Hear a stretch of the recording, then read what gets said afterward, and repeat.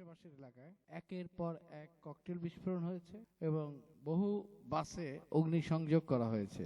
রিপোর্টটি করেছে যুগান্তর। ঢাকাতে মাঠে নামছে যুবদল ছাত্রদলের নেতা কর্মীরা। রাতে পল্টনে মহড়া, রবুল ইসলাম নয়নের কড়া হুঁশিয়ারি। চ্যালেঞ্জ মোকাবেলায় সেনা সদস্যদের প্রস্তুত থাকার আহ্বান জেনারেল ওয়াকারুজ্জামানের। প্রযুক্তিগত জ্ঞান ও পেশাগত দক্ষতা বৃদ্ধির ওপর সর্বাধিক গুরুত্ব দেওয়ার নির্দেশ। ঢাকায় জামায়াতের নেতৃত্বে ৮ দলের যৌথ সমাবেশে নেতাকর্মীদের ঢল। জুলাই সনদের আইনি ভিত্তি ছাড়া জাতীয় নির্বাচন নয়, বললেন ডাক্তার শফিকুর রহমান।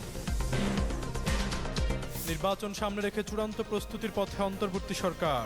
গুরুতর আচরণবিধি লঙ্ঘনে প্রার্থিতা বাতিলের ক্ষমতা পেয়েছে নির্বাচন কমিশন। নির্বাচনের তফসিল ঘোষণার আগেই হঠাৎ করে দেখা দিয়েছে রাজনীতিতে অস্থিরতা। বিশেষ করে আগামী 13ই নভেম্বর মানবতা বিরোধী অপরাধের মামলায় শেখ হাসিনার রায়ের তারিখ ঘোষণা ঘিরে গোপনে সক্রিয় হয়ে উঠেছে কার্যক্রম নিষিদ্ধ আওয়ামী লীগ। আগামী বৃহস্পতিবার ঢাকায় লকডাউন কর্মসূচি পালনের ঘোষণা দেন দলের পলাতক নেতারা। এরপর থেকে বিভিন্ন স্থানে ঘটছে ককটেল বিস্ফোরণ ও বাসে আগুন দেওয়ার মতো একের পর এক ঘটনা।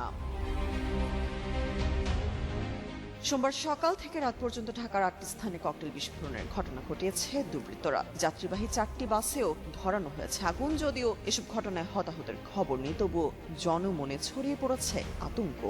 আওয়ামী লীগের এই সকল কর্মকাণ্ড আসলে নতুন কিছু না। তারা লগি বৈঠার আমল থেকে এই ধরনের কাজ করে আসতেছে। মূলত বাসে আগুন দেওয়া দিয়ে মানুষ পোড়ায় হত্যা করা বিষয়টি আওয়ামী লীগই বাংলাদেশে চালু করেছে এই পদ্ধতি।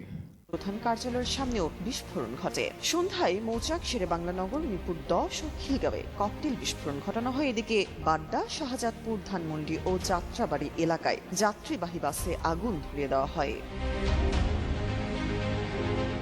এ বিষয়ে ডিএমপির গণমাধ্যম ও জনসংযোগ বিভাগের উপকমিশনার মোহাম্মদ তালিবুর রহমান বলেন, বিশেষ কোনো দিন টার্গেট করে এসব তৎপরতা চালানো হচ্ছে কিনা তা তদন্ত করে দেখা হচ্ছে।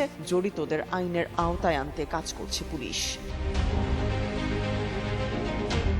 এদিকে ধানমন্ডি থানার ওসি বলেন, ধানমন্ডিতে মোটর সাইকেলে করে আসা 2 জন ব্যক্তি ককটেল ছোড়েন। এতে কিছুটা আতঙ্ক ছড়ালেও কেউ আহত হননি। সিসিটিভি ফুটেজ দেখে জড়িতদের শনাক্তের চেষ্টা চলছে বলেও জানান তিনি। তামান্না তাবাসসুম শ্রেয়া, যুগান্তর নিউজ।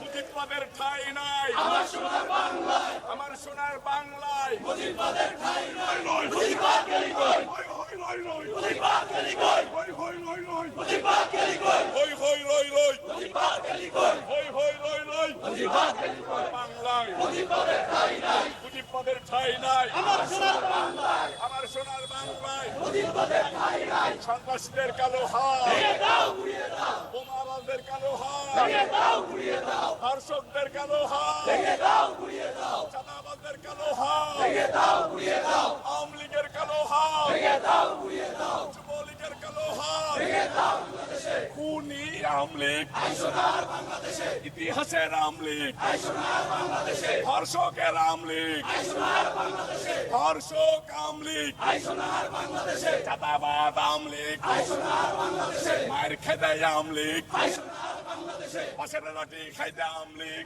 সোনার বাংলাদেশে। মায়ের খেদে আওয়ামী লীগ, সোনার বাংলাদেশে। হাত ভাঙতে আওয়ামী লীগ, সোনার বাংলাদেশে। পা হারাইতে আওয়ামী লীগ, সোনার বাংলাদেশে। ধর্ষক আওয়ামী লীগ, সোনার বাংলাদেশে। চাঁদাবাজ আওয়ামী লীগ, সোনার বাংলাদেশে। খুনি আওয়ামী লীগ, সোনার গণতন্ত্রের বাংলায়। মুজিববাদের ঠাঁই নাই, গণতন্ত্রের বাংলায়। দিল্লিতে যে বিস্ফোরণ ঘটে সেই বিস্ফোরণের সাথে জড়িত সন্দেহে এবার হোয়াইট কালার মডিউল বলে একটি নতুন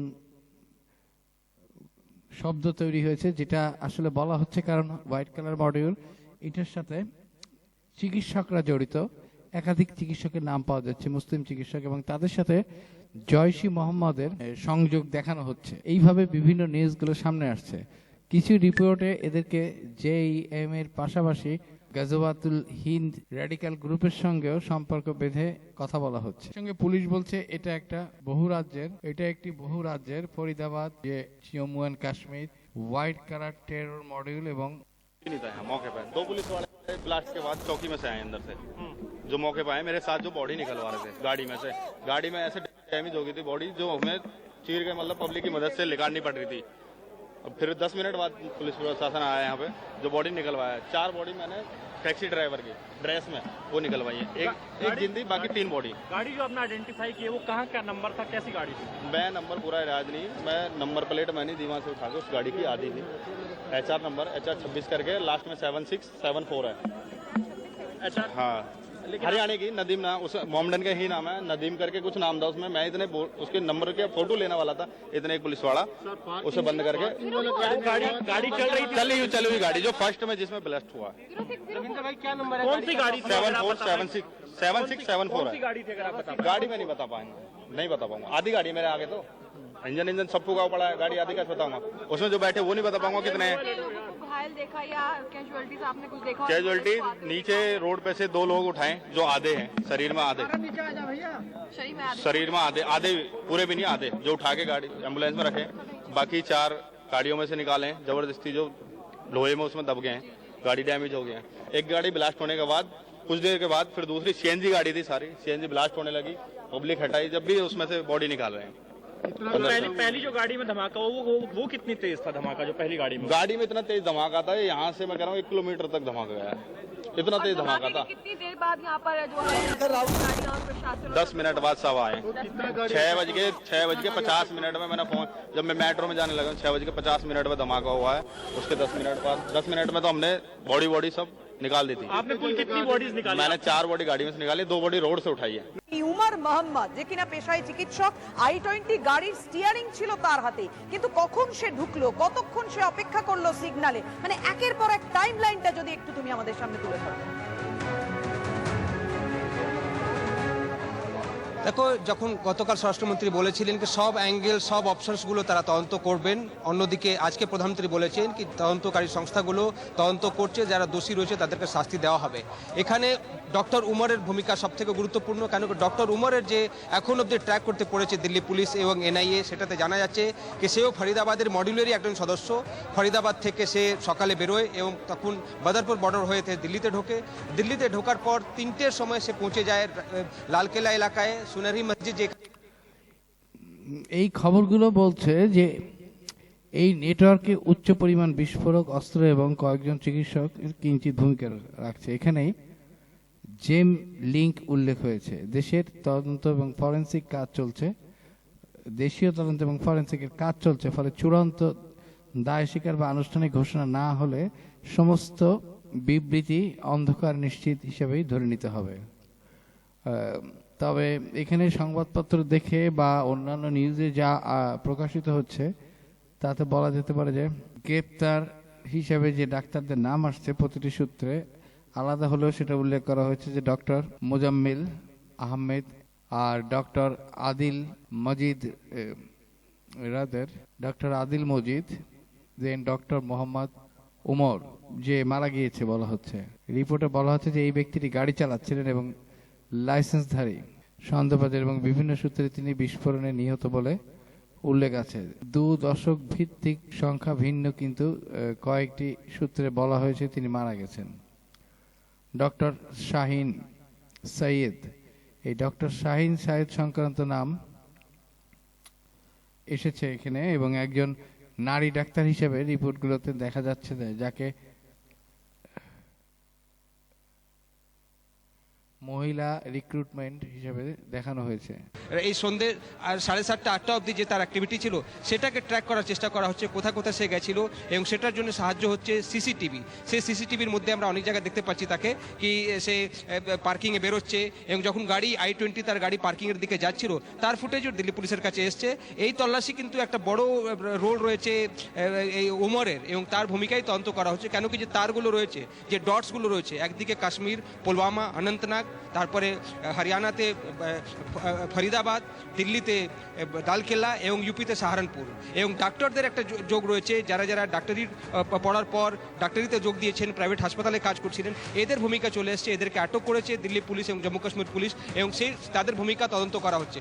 অন্যদিকে আজকে যখন স্বরাষ্ট্রমন্ত্রী মিটিং করলেন, সেখানে আমরা দেখলাম জম্মু কাশ্মীরের ডিজিপি ভার্চুয়ালি জয়েন করেছিলেন। কাশ্মীরের কিন্তু তার রয়েছে, এবং সেখান থেকে স্টার্ট হচ্ছে এই পুরো কনস্পিরেসি, পুরো মডিউলের কাজ। এবং এই মডিউলকে বাস্ট করা যখন হলো ফরিদাবাদ মডিউলকে, এদের লিঙ্ক কিন্তু অন্য রাজ্যগুলোতে পাওয়া যাচ্ছে। এদের আরও কোনো মডিউলের সঙ্গে লিঙ্ক রয়েছে কিনা সেটা এখন তদন্ত করছে আধিকারিকরা। অফিসিয়ালি এখনো কিছু জানানো হয়নি, কিন্তু এর আগে যখন আমরা দেখতাম RDX ব্যবহার করা হতো, এখানে খুব সম্ভবত অন্য কোনো কেমিক্যাল বা অন্য কোনো বিস্ফোরক ব্যবহার করা হয়েছে। একদমই যে কথা তুমি বলছিলে যে জৈশের জঙ্গি মডিউল কিভাবে কাজ করেছে।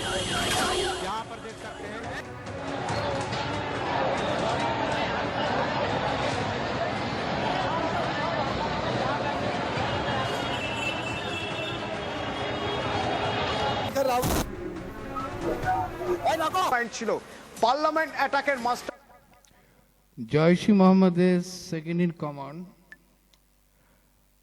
এই রাউফ আসবার এই হামলার মাস্টার মাইন্ড হিসেবে তাকে চিহ্নিত করা হচ্ছে। এবং তার পাশাপাশি আপনাদেরকে নিয়ে যাব। এবার ইন্ডিয়ান মিডিয়া যে ইঙ্গিতটি করছে সেটা হচ্ছে এবার পাকিস্তানের পাশাপাশি বাংলাদেশে বসেও এই দিল্লির অ্যাটাকের ছক কষা হয়েছে সীমান্তে, যেখানে ইন্ডিয়ান আর্মির ফাইটার ট্যাঙ্ক ইতিমধ্যেই বর্ডারে নেমেছে। আপনাদেরকে দেখাবো জয়সালমীর বর্ডারের ছবি, যেখানে অপারেশন ত্রিশূল ইতিমধ্যেই কিন্তু শুরু হয়ে গিয়েছে। দেখুন, এটা হচ্ছে জয়সালমীরের ছবি। বর্ডার এলাকার ইতিমধ্যেই কিন্তু ভারতীয় সেনার তীক্ষ্ণ নজরদারি চলছে। দেখুন, জয়সালমীর সীমান্তে ভারতীয় সেনা ইতিমধ্যে তীক্ষ্ণ নজর রাখছে। স্যার, একটা বিষয় একটু আপনার কাছ থেকে পরিষ্কার হতে চাইবো। আমরা দেখেছি যে বাংলাদেশে বর্তমানে এবং অতি সম্প্রতি যেমন পাকিস্তান থেকে এসেছেন Shamshad Mirza second in command, তেমনি পাকিস্তানের চিফ নেভি অফিসার তিনি এসেছেন বাংলাদেশে। তাহলে কি কোথাও এই দিল্লির ঘটনার দিকে তাকিয়ে কোন রকম ভাবে এই ছকটা বাংলাদেশে বসেই কি ছকা হয়েছে? তাহলে দিল্লিতে কি কাউকে পাঠানো হয়েছিল লুকিয়ে? এটা একটা অদ্ভুত কথাবার্তা, তাই না? এটাই দেখুন, এই রেখিটা তো এখানকারই লোক করলো, কিন্তু আপনি কত সুন্দরভাবে বাংলাদেশ পাকিস্তানের রিলেশনটা বের করলেন। আপনার মনে করে দিই আমির খান মোতাবিক তালিবানের যিনি ফরেন মিনিস্টার আমাদের ভারতে এসেছিলেন, উনি আমাদের দেওবন্দেও গিয়েছিলেন ওদের সেমিনারিতে, ওদের মাদ্রাসায় ভাষণ দিতে। ইনি কারা? ওরা তাহরিকে তালিবান পাকিস্তান। আজকে পাকিস্তান আর্মির যতগুলো লোককে মারছে, যতগুলো এ করছে, পাকিস্তান আর্মি আজকে কি কোনো জায়গা নেই, ওরা পালাচ্ছে। ওরা কত জায়গাতে ওদের প্যান্ট খুলে দিয়েছে। এই আফগানিস্তানে যারা আছে, যারা তালিবানিরা আছে, ওরা পাকিস্তানি সেনার প্যান্ট খুলে এরকম দেখাচ্ছে। এটা লজ্জার বিষয়। বা আপনার বালুচিস্তানে দেখুন, ওদের প্যান্ট খুলে দিয়েছে। এটা ভারতীয় একজন রিটায়ার্ড কর্নেল বা ব্রিগেডিয়ার হবে। তার কথার ধরনটা দেখলেই বোঝা যায় যে তিনি এখন কোন ধরনের শো এর মধ্যে আছেন এবং কোন ধরনের কর্মকাণ্ডের সাথে লিপ্ত। একজন আর্মির রিটায়ার্ড জেনারেল অথবা ব্রিগেডিয়ার এর বক্তব্য এরকম হওয়া উচিত না। আসলে সবকিছু দেখলেই বোঝা যায় যে ইন্ডিয়া একটা ফাউল কান্ট্রি। এরা নিজেরা হচ্ছে জঙ্গিবাদের চর্চা করে, জঙ্গিবাদকে উস্কানি দেয়, এবং এই জঙ্গিবাদের নামে এরা এদের রাজনীতি, এদের ভোট ব্যাংক এবং এদের রাষ্ট্র পরিচালনার একটা হাতিয়ার হিসেবে ব্যবহার করে।